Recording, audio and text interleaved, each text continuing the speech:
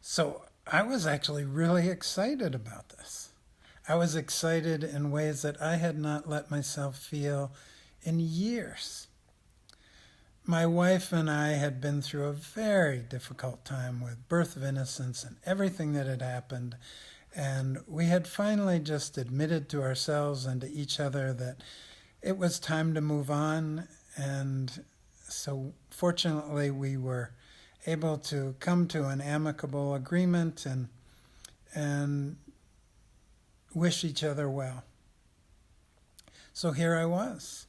I was out of prison.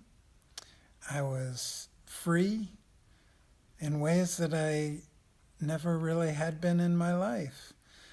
And this relational part of me had kind of woken up. And here I was. What was I going to do with this?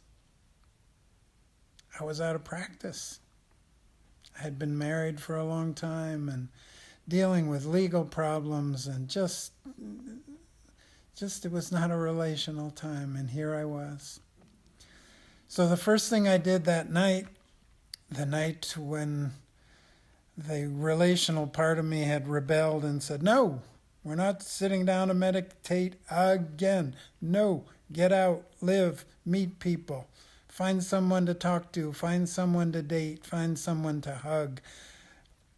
So my first instinct was an old fashioned one, and I uh, did some online sleuthing, which I was not very good at, to track down an old friend that I had known many years ago, a woman who we had met each other and liked each other, and but it was not a time for either of us to pursue a relationship with each other. But I had thought about her over the years, so I tracked her down and found her number, and which seemed like a synchronicity in itself.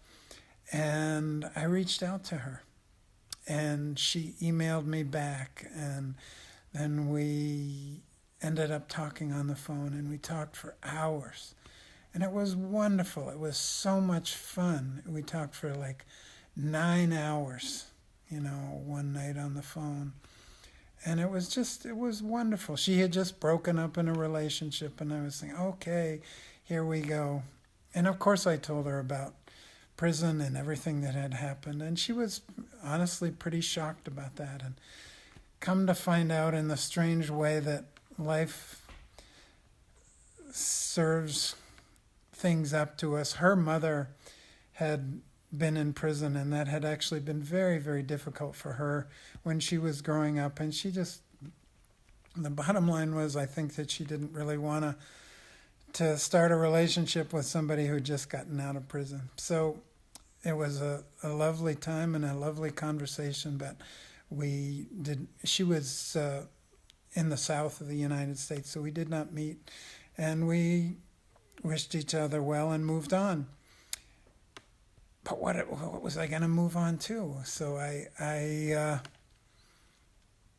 decided to be a little bit more modern this time, and I certainly knew about dating sites, so it was not something I was familiar with, but I did know about Match.com. So I went on the internet and I looked up Match.com, and of course they have all these ways to entice you and get you interested. And it certainly did get me interested. Looking at profiles of seemed like endless numbers of women that I could meet if I went on Match.com. So I did. I joined. And I spent a lot of time writing my profile. What do I say? What do I say? I knew I had to be honest, but I wanted to be honest in a kind of a wholehearted way. So I talked about that I had, some of what I'd done in my life, and everything that I had done in my life, I had tried to really do wholeheartedly, whether it was farming or sports or being a performer. And I talked about the mistakes of following a spiritual teacher off a cliff and winding up in prison.